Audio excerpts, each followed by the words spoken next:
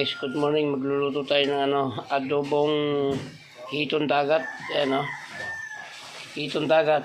Ang tawag niyan dito sa Bicol ay ito. Sa parting Quezon naman ang tawag diyan ay patuna. Sa parting Bataan naman ang tawag diyan ay sumbilang.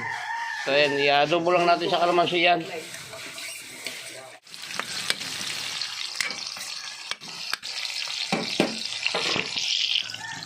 Yun kalamansi ang ilalagay natin pang paasin, hindi suka.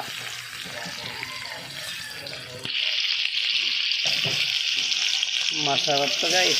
Ano to, hiton dagat, hindi to yung hito sa tabang.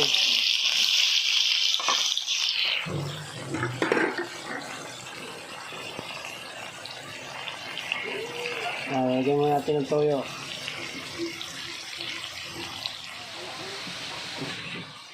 Yan guys, lagyan ko na ng yan. Lagyan ko na ng toyo at saka paminta. Yan, lagyan natin ng bitchin.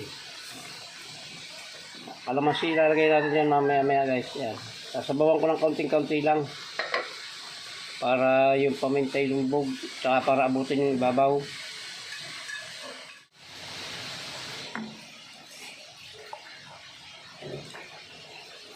Yan, sabaw natin. Patutuyuin din naman natin yan sabaw na yan. Pagka natuyo yan, lalagyan natin yung ating kalamansi. So yan guys, tatakpan ko muna. Yan guys, lalagyan natin ng kalamansi. Yan, dali lang ito guys at maluluto na ito. Tatakpan muna natin para mag-abot or magsalikop yung salikop yung lasa ng kalamansi. Yan, ayos na siguro to guys. Tikman natin muna bago natin patayin para sure ball. Okay na. Ayan, hanggang dito lang po itong vlog natin ng pagluluto ng adobong hiton dagat. Yan guys.